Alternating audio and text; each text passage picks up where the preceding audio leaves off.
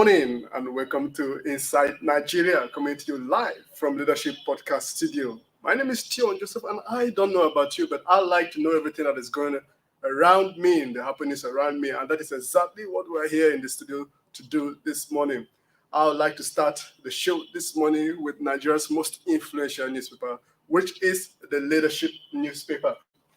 Now, on Leadership this morning, the major story says, in final outing at UNJ, PMD seeks debt pardon for Nigeria, pledges credible elections in 2023. You can see details on the story on page 4. Moving down there, the first bullet says, wants reform of UN agencies. The next bullet for Leadership says Ukraine war making it difficult to tackle perennial issues. We have the stories and even much more on Leadership this morning, but I want to read all, hoping you can grab a copy by the nearest newspaper stand around you. Also, visit our website at www.leadership.ng to find the stories and much more. On to the next paper of the day. On my list, I have the Blueprint. And on Blueprint this morning, the major story says PDP crisis. Atiku calls weakest bluff, says it's time to move on. The first bullet on Blueprint this morning says, insist nobody can force Ayu to resign. In this bullet says, we backed out of campaign council because he remains in office. This is coming from Wiki Group. On the last bullet for Blueprint this morning says, Ayu's exit will spare doom for PDP. Done. That is all be taken for Blueprint this morning. Let's head briskly onto the next daily, which is This Day. And on this day, the major story says, in last address to UNJ, Buhari commits to credible 2023 polls. Moving down there, the first bullet says Nigeria championing democracy, rule of law in West Africa. Next bullet says reiterates adherence to constitutional term limit. Next bullet says canvasses debt cancellation for developing nations. And the very last bullet on this day says calls for structural change in UN. Let's head briskly onto Punch. And on Punch, the story says Ayu must go. PDP calls emergency meeting over governors. Others gang up. Moving down there, as weekend Makinde Fayo said, George, Ghana, others pull out of presidential campaign. Southern PDP blog says Atiku failed to honor London agreement with Rivers Governor's camp. Very last bullet on Punch this morning says, I cannot decide I use faith. Ex-vice president replies, aggrieved campaign can sue members. Moving on to the last daily this morning before I hand over to the panel discussion, says PDP quakes as weakest group opts out of Atiku's campaign. Camp insists Ayu must quit. And the very last bullet on The Nation this morning says chairman won't be forced out, says Atiku. Thank you for staying tuned. Don't go just yet because the show is just getting started. As Winifred is already in the house with her guests to do justice to these stories and much more. I'll be back again 10 a.m. tomorrow. My name is Tion Joseph. Do have a great day.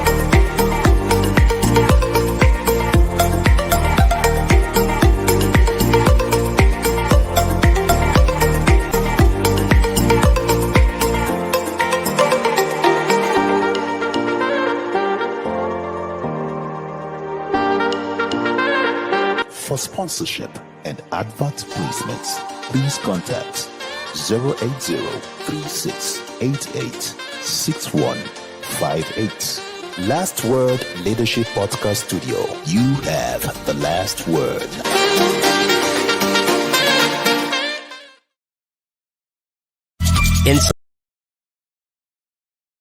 Inside Nigeria, keeping you informed on what matters.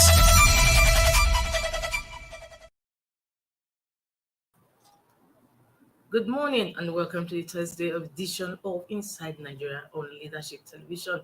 And this is the talk show segment of the program Inside Nigeria. And on this program, we are going to be talking about ASUU and the lingering strike. And of course, you can see we have guests in the studio with me this Thursday morning to do justice to that. We have Dayo Omogun. He's a publisher, Balance Magazine, and Interface Hub. InsideNIGERIA.com. Thank you so much. He's also a public affairs analyst. Yeah. It's a pleasure to have you on the program. Thank you for the opportunity to be. Thank you so much. On my left, we have a legal practitioner, Tony Idoko. Thank you so much for your presence. Thank you so much. Now, I want to ask, what do you think about the ASUU strike that has lasted for 7 months now? Well, I think that we have gotten to the point where we just must put a stop to this. And I think that what's at stake now is that egos have been bruised. And so even though the fight may not be even reasonable to the parties concerned, but because egos have been bruised, and again, because the stakes have gotten so high to the point where some people are about to be denied their entitlements, this is going to get unnecessarily protracted. But right now, I think that what we should be seeking to do is to ensure that whatever it takes, this problem is taken care of. Because you know how they say that when two elephants fight, it's the grass that suffers. Right now, it's the students and their parents who are the victims of this long-drawn battle. I'm sure, I'm positive that even when ASUU began this strike, they didn't expect that it would be this long-drawn out. So I think that by now, both parties must give space. Both parties must yield some space to ensure that schools return. And study sessions return schools. Okay. Yeah. Now, Tony, I want to ask you as a legal practitioner, what do you think is the cost of this strike to the economy and education sector, right, to the development of this nation? Thank you very much. Of course, it's very huge and extremely unquantifiable. You know what it means for students to be at home for students and even lecturers to be at home for 7 months. It's not something you can actually measure, you know, in terms of the loss, both economically and also mentally and otherwise. But like my friend said, I agree with him totally. That the strike actually, I wouldn't say it's uncalled for. But if you ask me, I believe that it's justified to some extent. These ASUU issues have been very lingering. It's been, I don't know anyone who from the 80s who went to university in Nigeria and who did not experience this. Because the leadership. Yeah, we did. I did. I think I spent 6 years for a 4-year course. Okay. Yeah. So it's been like that, and unfortunately, we've not had any government who has the will. I don't want to call it political will. I think the problem is not a political will. I think the problem is maybe they don't prioritize education. They've just don't, because it doesn't. There are no problems that even require political will there. Okay, it's just for you to say, look, I value education, I prioritize it. If you look at it, I understand that the United Nations recommendation, even for funding of education, in the recommended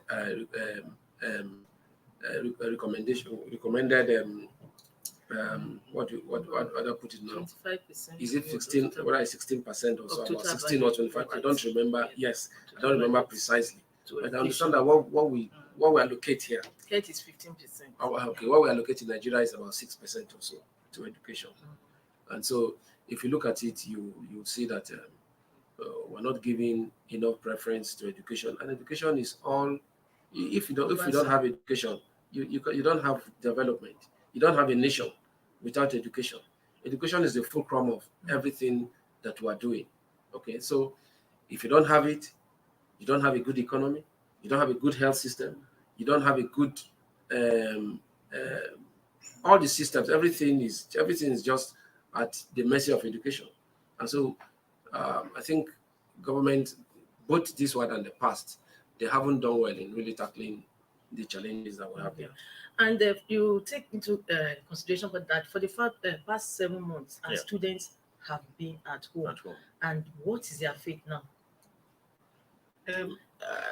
I think we first of all need to look at some of the things they probably would have gotten into. You know, like they say that the idle brain is the devil's workshop. Yes. You won't believe that many of them have gotten pregnant. Many of them within this period have gotten into drugs. Many of them within this period have gotten into unnecessary, avoidable accidents. A whole lot, like you were talking, a whole lot of costs are associated with this strike. But moving forward, what I expect, like I said, and emphatically I say again, is that as soon as possible, like today, like yesterday, that this strike be resolved. If the outcome of the courts thing is not what we really want to promote, because if you look at it, both parties have issues. Government would say that there's paucity of funds. Yes. That has always been there. Yes, that's what I was also coming to. I want to actually direct it to Tony. That do you think that the federal government actually honestly cannot afford the monetary demands of ASU, or is just simply not concerned, given that most of these government functionaries, they have their wards or children schooling abroad? So what is it? Is it that honestly, we'll be talking about a budget deficit for a while now. Exactly. And we can't even have enough money to service our debt. So actually, is the government at a logjam? I don't think so. Do you think so? I want to strengthen what he said already before, when he said that it's a lack of priorities. It's just that we're not getting our priorities right. Now, if I don't have the entire 2009 agreement, but I think I stumbled on somewhere where they said part of it was that ASU said that every 5 years they'll need 100 billion to strengthen infrastructure, blah blah blah. Now, what is 100 billion to this Nigerian economy? But it's also in terms of strengthening infrastructure. But that's what TED Fund is there for. Yeah, I agree. You see that most varsities today, the infrastructures are being undertaken by TED Fund. I agree, but if you look at it, even the funds available to TED Fund is spread thin. So, and then every day you're setting up new universities. We're in total disregard of what is available, what is possible with funds. I think that's another dimension to it. You can't be setting up universities without thinking of how you're going to equip them, how you're going to make them functional. I mean, there are a lot of universities in today's Nigeria that look like glorified secondary schools. In those days, you went to some secondary schools, and you saw the infrastructure. If you went in those days, I was a lot smaller then before we relocated, in St. Finbar's College in Akoka. If you entered that place, it looked close to a university. St. Finbar's, and there were secondary schools like that. Now, part of learning in a university system is to grow, is to make your mind expanded in terms of not just the academic knowledge, in terms of aesthetics, in terms of what is possible physically, and all that and all that and all that. So when you now go to a school that has no facilities, it dulls your brain. You're not getting what you ought to get. So let me go to what you asked originally. Yes. I expect, I feel for these children. I know of a child who by now should be in law school, but has not yet rounded year 400 level, which means he still has year 4 to round up. He still has year 5, then before you go to law school. Now, so what's going to happen now is that most likely, if they even achieve settling this, there's going to be a rush. They're going to cramp up the semester. And so you're not going to get quality education that way. You're going to churn out half-baked graduates. So by the time they resume, they give them just a month, maybe 2 weeks, maybe 3 weeks, and then they said exams start. Nothing has been taught over this period, and then you are going to set exams. On what? So there are all kinds of things that have been destroyed, and we can't go on like this. We ought to look for sustainable solutions to this. Because if you watch, if care is not taken, another by next year or 2 years time, there'll be another strike. It has become perpetual. Let me just. So it has become as if you even look forward, you know that it's going to happen again, and it's damaging. I mean, you can't plan your life. You can't plan the life of your wards or your children. I mean, when you put a child in school, you're expecting that in 4 years he's going to be through, but in 6 years, in some cases, 7 years. You just talked about 6 years, 6 years, 7 years. In fact, I've heard of 8 years. I mean, what on earth? As I was coming, I was listening to a radio program where somebody said, "Oh, a government is creating all kinds of problems, all kinds of traps. You limit age at which somebody can serve, can do NYSC. Yet, this person who ought to have finished at 26 is still in school by 30. So whose fault is that? No, I mean, the issues, and I think that we must get to the point now, and I think that's where I will end this part. I think we must get to the point where we can't continue to just watch as parents, as guardians, even as students. You would see that nuns have started to block airports and all that. I think, if you ask me, I think I'm all for that. And I think we have to get to the point where even parents, even if it's just a walk, a march around certain places, I think we must show the fact that we're so totally dissatisfied, we're scandalized. This is not expected at all. This was part of the things that APC campaigned with in 2013, 2014. There was a strike in 2013, and they were threatening brimstone and everything. Yes, and told good luck, it must not tamper with ASU, blah, blah, blah, blah, blah. But this is what they're doing. And this government has formed a habit that when there's a strike, when there's a breakdown in industrial relations, they pretend as if it doesn't matter. They take it with levity. That's why this thing got to where it has got into. And then there's so much insincerity in their bargaining process. We can't continue like this, Winifred. We can't. Thank you so much. Now, Tony, do you think the federal government honestly cannot afford the monetary demands of ASU, or it just don't care?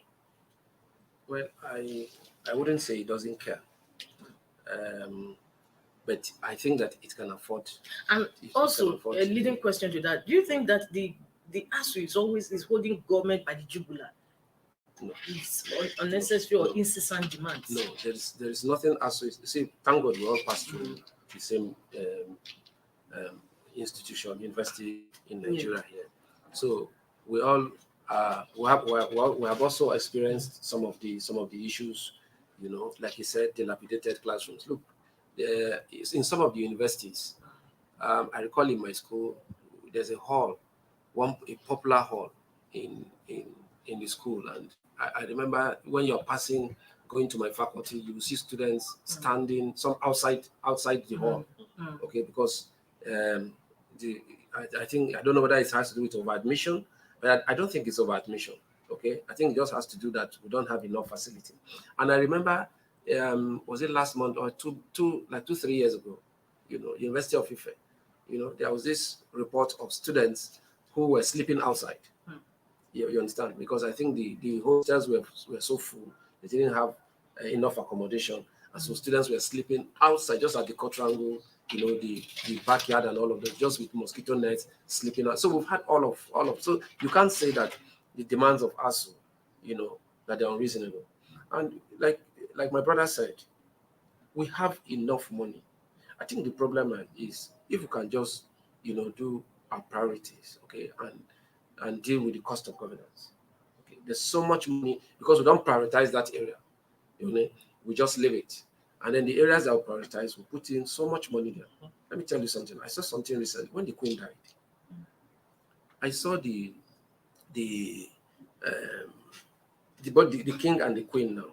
Okay, when the motorcade from Balmoral in Aberdeen to Edinburgh, just about 5-6 cars for a whole Queen. I also saw the King, moving from the Birmingham Castle, to Westminster Abbey. The same amount of car, maximum 6 cars. 6 cars, that's what some chief executives here they use. How many? What do you think will be the number of cars in the convoy of the MD of the NNPC, for instance, or the MD of Nigerian Ports Authority? We're not talking about ministers or of ministers or of governors. The Prime Minister of UK has just 3 cars. That's his just 3. Okay. But I saw a documentary on Liz Truss before she became PM, when she just left her house, entered 1 car. She was the equivalent of a cabinet minister. 1 car, Honda, just went into a Honda, and then, of course, she has a chauffeur. That's all, and then that's all. But how many cars? So when you look at our priorities, you see where we are putting in money. You see, House of Reps will budget 5 billion for cars. Senate will budget 5 billion for cars, for SUVs. Imported SUVs. You can see our priorities. Now, watch this. The places where these same people send their own children to school. You can see how they run governance in those places. You can see the cost of governance in that place where you send your own child to in UK. Okay, their prime minister drives 3 cars. Have you seen the convoy of the Speaker of the House of Reps? Just the Speaker. What is a motorbike doing in front of the boat of the Speaker? You understand what I'm saying? So these are the issues. We are wasting funds. Look at, and then not to talk about corruption. Of course, this is part of misadministration, misgovernance. Then we'll not have also the issues of corruption. Look at just one man, over 100 billion by Accountant General of the Federation. Yes. So you can't say we don't have money. So when ASU sees this, you understand? Now, this is apart from the fact that these people, their remuneration is poor. How much is a university professor? What's the salary of a university professor? If you have some of them as friends, they tell you, for you to earn above 400, maybe from 450 to whatever, but still less than 500, you must have been a professor for about 10 years. That is not as a lecturer for 10 years, a professor for 10 years. That same professor, I saw the NMA, I saw one of the members of the NMA on TV, a professor of medicine in Dubai earns about 6 million equivalent. Monthly? Yes, monthly. Here, he earns 4 something. You understand? 400 and something. Yeah, 400 and something. That's what the professor of medicine earns here. So when you put all of these things together, you can see that morale is very low, extremely low, and coupled with that is the death of infrastructure. No infrastructure in school. We can't cram students into a classroom. How come? Look, I was in one of the foreign universities recently. I went to UK and I attended the graduation ceremony of a friend. That was the first time I was attending that kind of ceremony. I was shocked what I witnessed, what I experienced. Did you know that from the beginning, when they were calling the list of graduates, master's degree, from the beginning, the first 10 names, the first 7 names I was counting were Nigerians. The first 7 names. They started with the first name, Nigeria. 7, then about 3 foreigners. Then they continued again, Nigeria. So, and they ended that list with a Nigerian. I noticed that over 80%, and this is a very popular university in UK, over 80% of the graduates were Nigerians. So when I was talking with my friend, I said, wow. I said, look, he said, but that's he's not only here. He said most of the schools in UK, is the same. Nigerians are everywhere. And the Nigerians who are sending their children there are those who can afford it. You understand? Yes. Now, those, if you look at these students, I'm sure they are the ones who are seen on TV. It's not as these are students. Yes. If you look at, I'm sure if their parents could afford it, they wouldn't be here. You understand? Yeah. So the only thing they have is this education, and they can't afford to have it outside here. But unfortunately, governments from inception, from a very long time, I don't want to circumscribe it to just the APC, but yeah, government from inception, they've not been able to prioritize this sector. This very, very, very important. And I guess what? We are paying for it. Yes, we are paying for it. Yes. Now, I'll tell you, I saw something. That's why I asked you the cost. I saw something here. I said at the end, I'm sure maybe you've seen it before. Maybe you've seen this thing. It said at the entrance of a university in South Africa, he said the following message was posted for contemplation. Destroying any nation does not require the use of atomic bomb or the use of long-range missiles. It only requires lowering the quality of education and allowing cheating in the examinations by students. Parents patients die at the hands of such doctors, buildings, bridges collapse at the hands of such engineers, money is lost at the hands of such economists and accountants, humanity dies at the hands of such religious scholars, justice is lost at the hands of such judges. The collapse of education is the collapse of the nation. So you can see that we're already paying a price. Buildings, all these buildings collapsing in Nigeria. If there's hardly any week, or let's say maybe any month, you don't hear of a collapsed building, either in the Lagos or in Kano or in Abuja or somewhere. So buildings are collapsing every day. And so please, we need to watch it. Let's not be too comfortable. I tell some people, I say, look, of course, I understand that our leaders, when they are not well, when they feel ill, they travel out. Even at the slightest headache, they go out. That's okay. They can afford it. Okay? At our expense, no doubt. However, there are emergencies. How about when you have an emergency? You and your kids, you are driving. How about if there's an accident? You can't take the person from this road and fly him abroad. In fact, the distance from here to even the nearest country can hours. Anything can happen on the road. If we don't fix our hospitals, we don't equip the hospitals, we don't train good doctors to handle. You think that no problem. My family were covered. The other no problem. But there are emergencies. And sometimes when you hear that they have died in the hospital, it's because maybe it was such an emergency, there was no time. Before we can do referral, they're dead. So it's at the end of the day, we are all casualties. Yes, we are running against time. Now, I want to ask you, I'm going back to you, Dayo. Yeah. Now, all over the world, especially in Western countries, it's discovered that tertiary education, university education, is very, very expensive. Now, with this impasse, this lingering battle between ASU and federal government, do you think now that the federal government should hands up subsidizing education? Because Nigeria's education, throughout universities, is still the cheapest in the world. And I was opportunity to travel with some students. That was 3 years ago. And they told me that even federal university, they still pay their school fees is less than 100,000 naira. It's just about 60,000. Same with accommodation within the campus as compared to private universities. So these are the issues that are also contributing to this face-off with ASU. Should federal government hands up? No, I don't. Because think many so. people don't know this. That federal government is actually subsidizing. I don't think that federal government should hands off, because what exactly then does any citizen benefit for being in Nigeria? Western world, they don't subsidize. No, but they subsidize some other things. You have to start saving money, in many parents countries. save money. Yeah. The student, if he's lucky to get scholarship through sports and all those stuff, and it works even when it's I agree. It's very, very expensive. Good. But here in Nigeria, it's cheap. It's cheap, yes, I agree. Very, very cheap. But at the same time, you realize also that Nigeria is the poor. I mean, the world capital of the poor. Mm-hmm. You are aware of that. Yes. So if it's cheap, it's also because they clearly they can't afford anything. I was amazed that's that even up to now, given the time I graduated, it's still the same school fees that people are paying. Yes, but guess what? Yes, but guess what? Yes, I think. Guess what? In those places that you mentioned as examples, number one is that they would provide accommodation.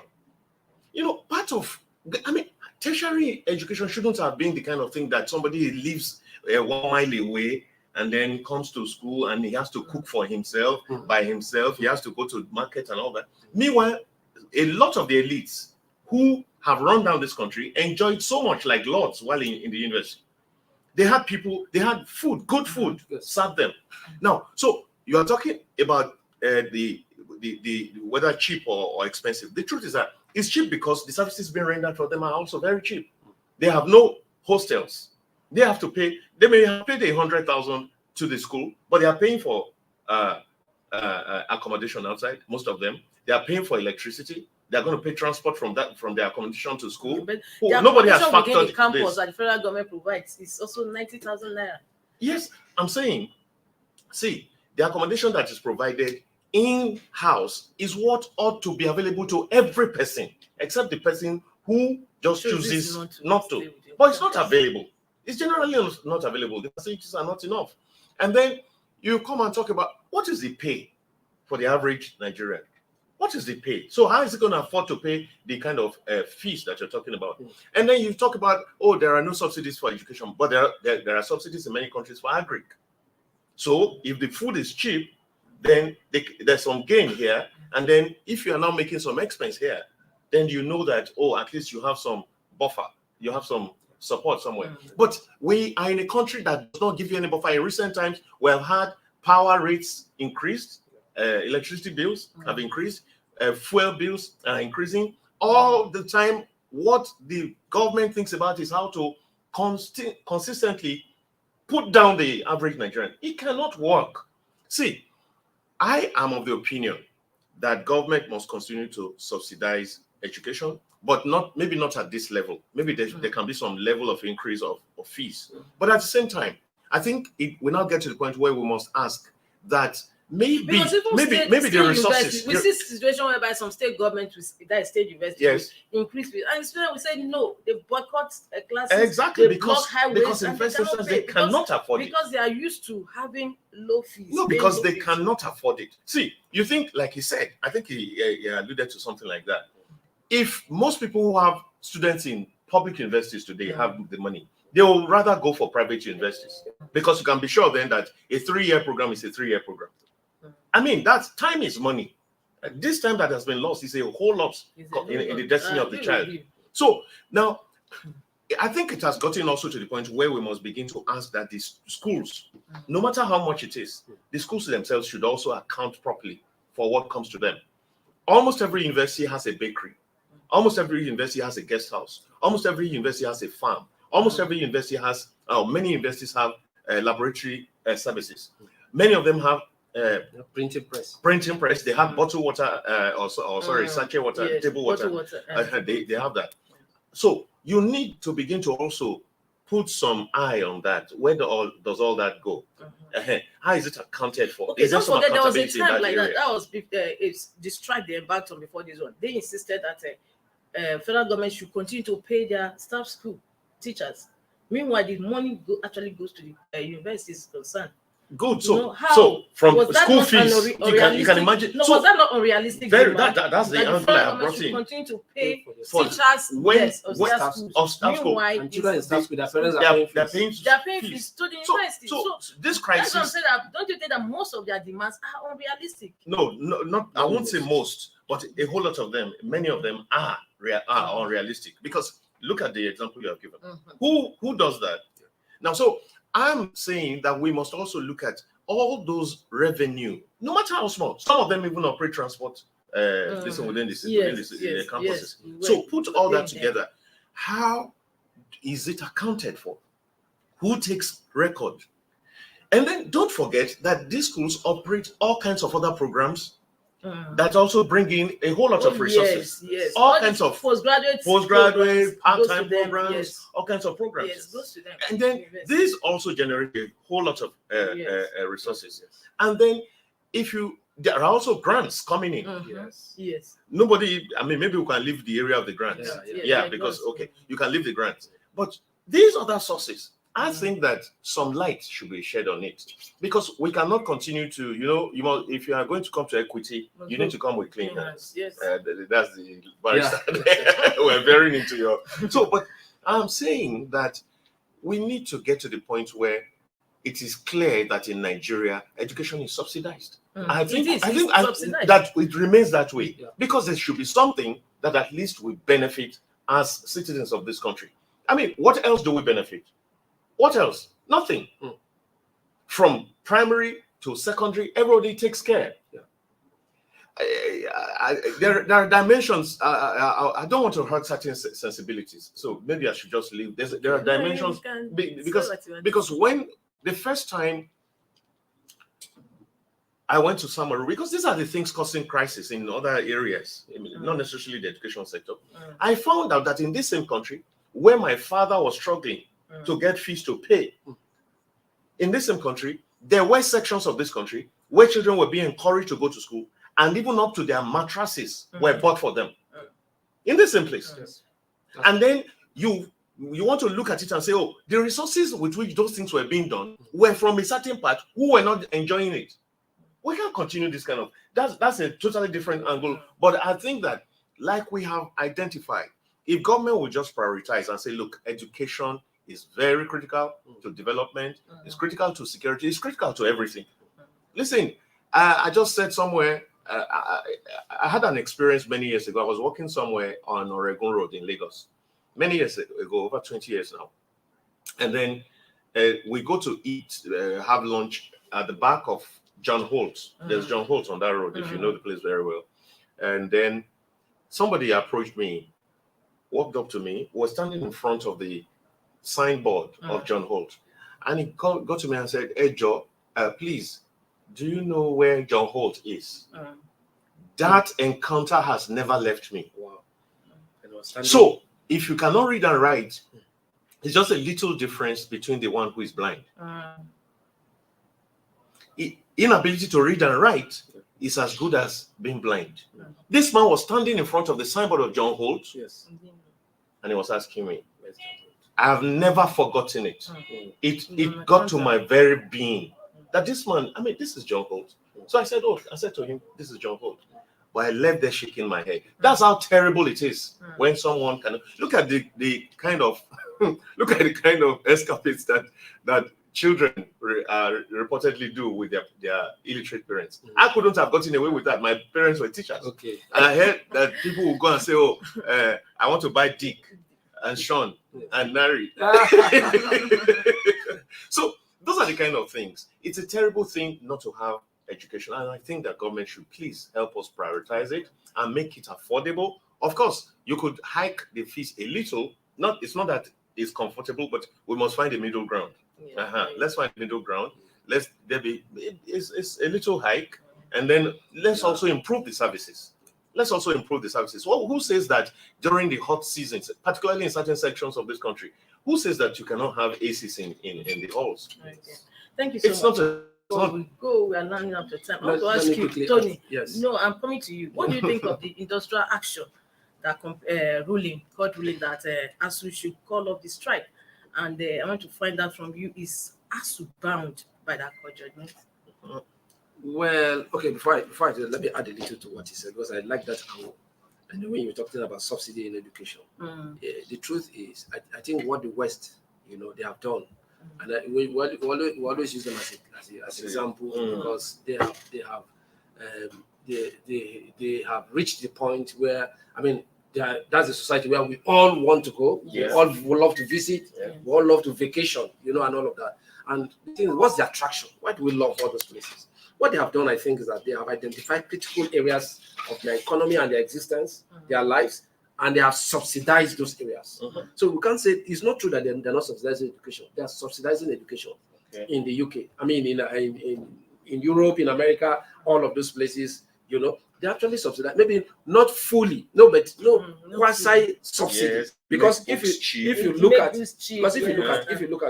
what they do, in the Western countries, when a student is going to university, you see the plan it takes, the savings that go into. No, apart from that, let me tell you, I have a friend here who has 4 children. He's relocated them to Canada. He is still working here.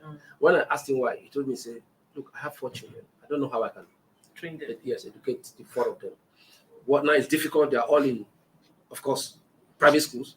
And then they finish, that you can't send your children now if you can help it to any the public school. So he said he has sent them to the place where they are now helping him to train them free of charge. Primary, secondary school, free. And then guess what? When you finish, that's where the subsidy I'm talking about comes in. When you finish, if you can't afford it, you have scholarship. There's a fund, there's a place where they'll give you, whether it's award or whatever you call it, where they'll give you that money. Your father doesn't have to pay a dime. The government will be paying for that money for you until you graduate. And when you finish, you can start paying from your salary, small. Matter of fact, we heard that Obama was president when he finished paying his loan. So you can see that there's no burden on the parents. There's a system that has said, and then guess what? As that child is even in the university, he's working. Can you see what they have provided? So that as you are working, you can be getting some pocket money, some things you don't even have to disturb your parents again and everything. So it's such a perfect system. And like he said, how about you? There was something you said. You actually took it from the tip of my tongue. I was going to talk about it.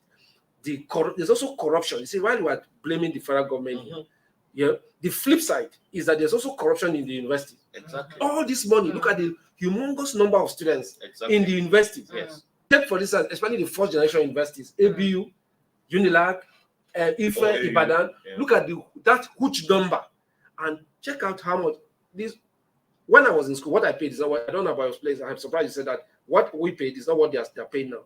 There are even universities are paying close to 100,000 now. Yes. Yes. And apart from that, when they first get in, there's this fee they call acceptance fee. Acceptance fee. I cannot understand. They even have what they call now pre-jam, what they call it, pre-jam. When before people come in, you tell them to go and buy something. Exactly. And then it still doesn't even watch this. In one of the universities, I heard that over 100,000 students applied for that pre-IGMB. Exactly. And they paid about maybe how many thousand?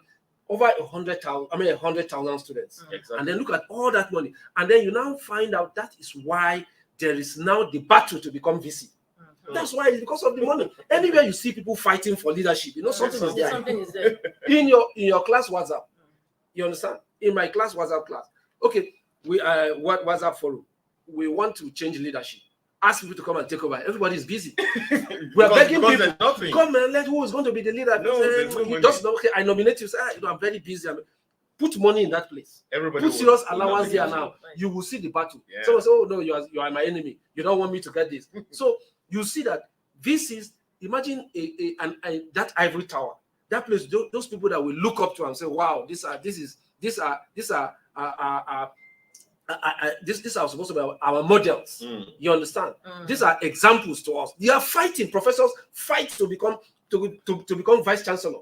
You understand? Because there's corruption there. So if you put all that money plus the investment, all those resources that come together and everything, I think that if they use that fund judiciously, that will even help to ameliorate this situation.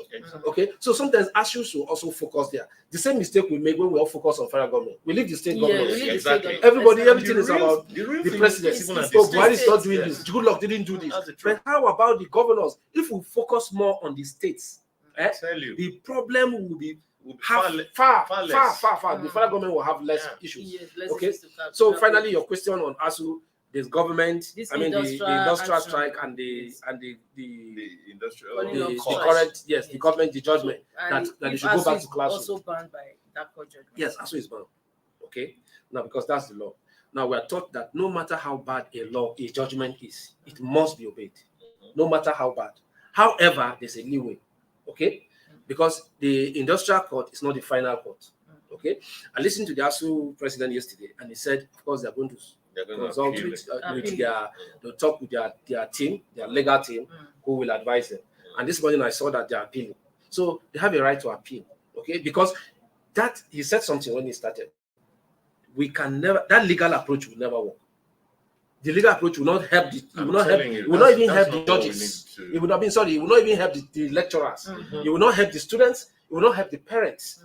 Because if you force them back to classroom, if it was possible to force them, in any case, we have had this kind of judgment before against ASU, and ASU didn't even obey. They didn't even give a care about that judgment. Okay, now, but assuming without considering that was even possible, and ASU say, okay, let's just go back to class. Even the students know that. you know what you are going to get. You understand? We don't want that. We don't just want education. If it's not quality, it's not good enough. It has to be quality education. Lecturers need to be excited. Lecturers need to be happy. Lecturers need to be motivated. So when they come to class, they are happy. They teach you from the depth of their heart, and then the students also will be happy. Everybody is happy. That was how it used to be. You said something about, do you know that these same people, these are our leaders now. I suppose like our parents and our uncles. At time they protested over chicken. Exactly. It was just chicken. They said they didn't give them full chicken. They just half chicken. And that was the problem. They protested. They said, "Ali must go because of chicken." Imagine that. Now imagine what they are giving to other people now that they are the helm of affairs. No, that's not good. That's not good. So at the end of the day, they're going to destroy this country. You understand? So we want them to have a rethink. Go back and have a rethink. If our government look at the conditions, the ones that that are not tenable, the ones that we cannot handle right now. Give them the basic ones. Remuneration. Don't joke with it. Nobody joke. They don't play with their own remuneration. Exactly. Do They they? don't. They don't joke with They their own don't. remuneration. They don't. So don't joke with this. You can't be paying a professor for something. No, you're destroying that sector. You know who wants to go and who wants to lecture. You understand? They say when you pay a peanut, you get monkey's job, monkey's whatever. So that's what will happen. So deal with the remuneration, deal with infrastructure, deal with other things, those basic things, and then the ones maybe you need to shift to the future. You know, it's okay. This one will be dealing with this one little by little. You know, and look at all of those things so that these people can go back to class, and then they can be happy and the country can be better. Because it's a national embarrassment that ASU is on strike for 7 months. 7 months. No. So before we leave today's program, I want to find out from you. So what should the government do now? I think government, to make like sure I said ASU before, goes back to classroom? I think that the issue now is that egos have been bruised. Yeah. But if we forget about But our don't egos, forget. I want to ask: Yes. as government accede to their demands, is it all their demands? Because the demands are bogus. I think they were talking about trillions, monetary settlement in terms of trillions. Does government have that money to meet ASU's demands? see, even at home, when a woman brings a list, and it brings a list of 200,000, you do not throw it in her face if you're a responsible father, or a responsible husband. You do not throw it in her face. You do what you can and ask for understanding. Is that not it? You ask, you say, well, you know something, I'm expecting some money, but right now I can immediately deal with 70,000. Please have the 70,000, and then we can talk just from said, there. okay, don't worry, we are going to look into it. You know, this is what has led to I agree. this I agree. incessant strike. Government has So made what should be promises done? and failed Don't over you and think the over federal again. government should, at least the ASU should also forgo some aspect of it, instead of insisting that all the years, all their demands should be met? I That's don't what I'm think saying. that what they need to do is forgo, but they Some. can, because I don't think there's anything that is there's nothing that is not necessary there on the list. From what the reports I read. So, and if there were any, in fact, that's why what government was really rankled about originally was them insisting that they were not going to be a part of IPPIS. Yes. And that has been sorted out. If that has been sorted out, it then means that, and they've not complained about any other item. All that they have said is that, oh, maybe this agreement was held in 2009. The only thing is that if an agreement becomes unworkable, I think that they can come to an agreement and say, see, you look at it, but it has to take understanding. Peace is very expensive, but it's far cheaper than war. But you know why I'm asking this question? Because the Minister of State for Labour, Festus Keyamo, did say that it was the past administration that acceded to all their requests. I think that is making it so we must not give in the media, we must not give space to those kind of excuses, because government is a continuum. When there is money, they use it and enjoy it, and nobody complains. Nobody comes to announce that, oh, they left some money in this particular area. It's only the excuses. And this particular administration has been very fond of always referring to, see, government is a continuum. As soon as Buhari steps down, there will be another government.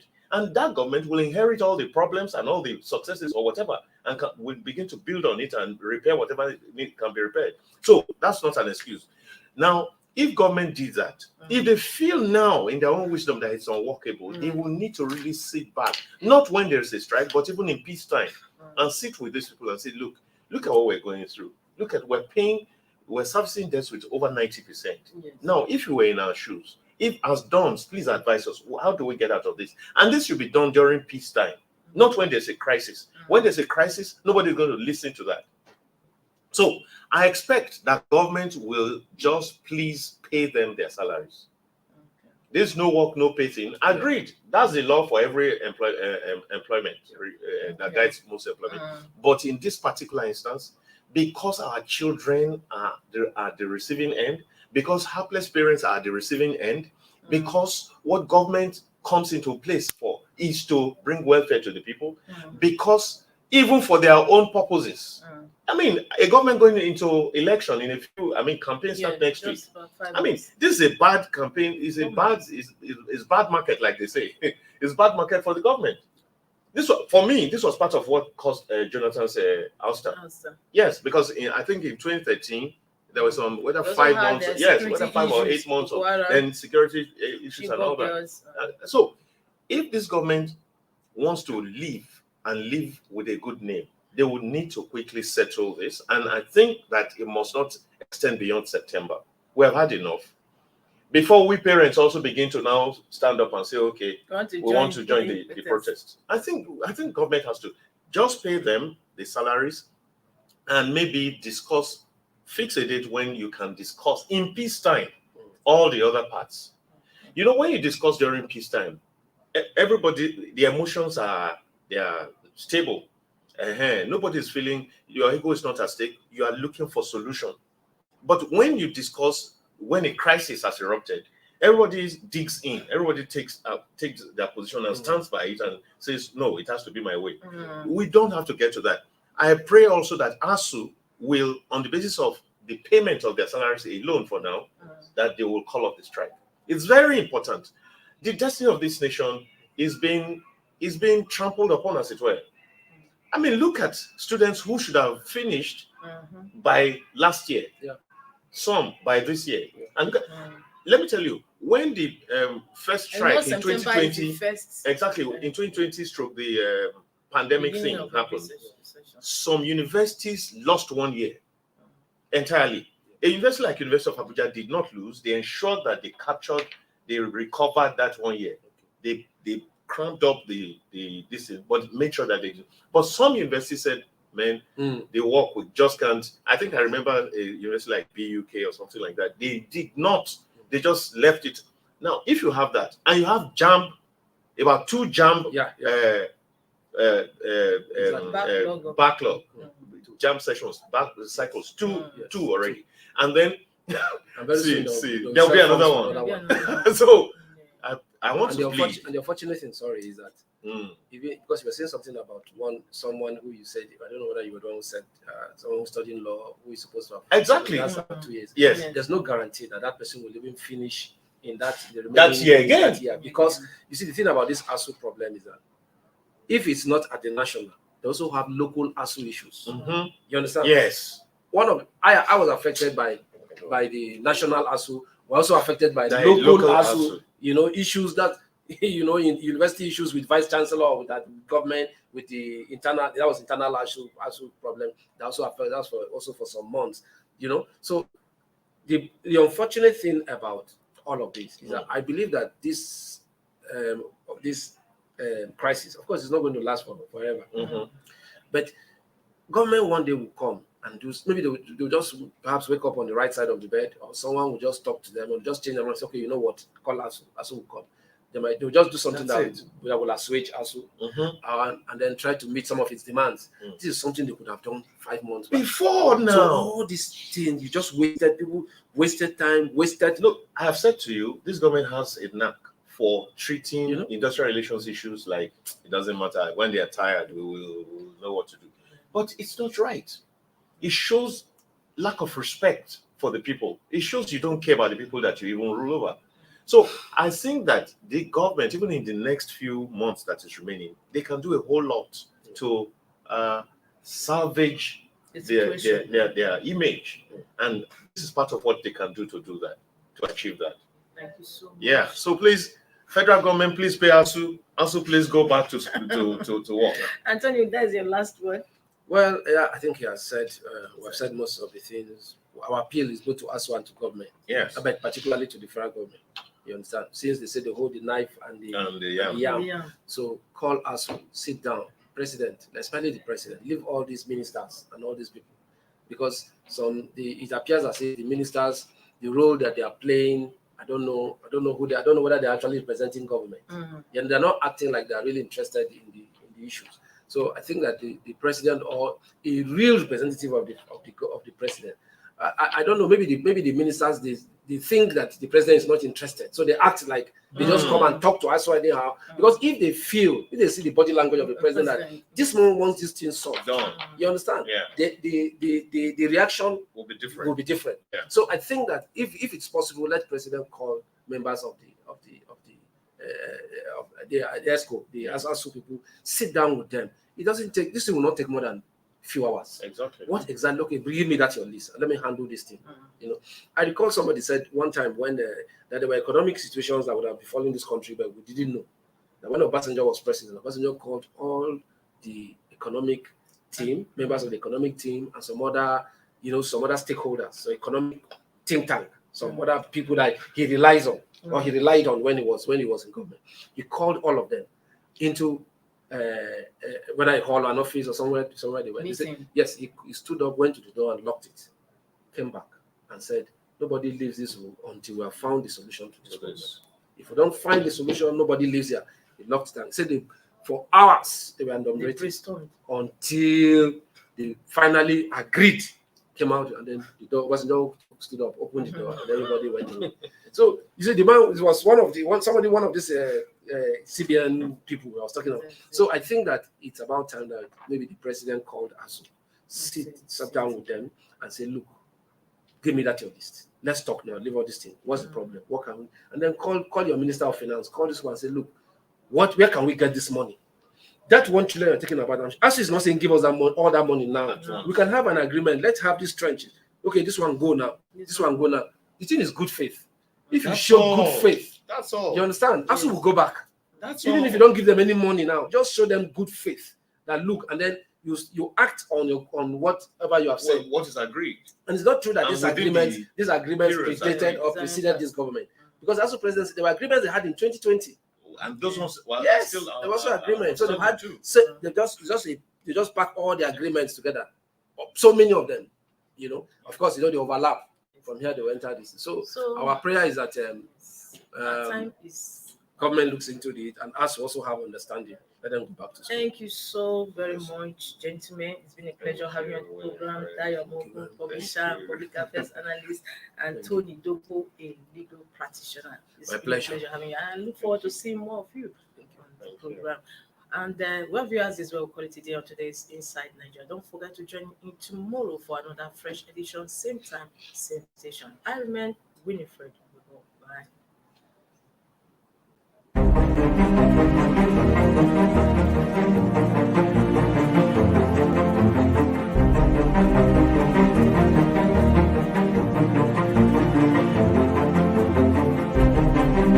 Thank you for watching. For sponsorship and advert placements, please contact 080-3688-61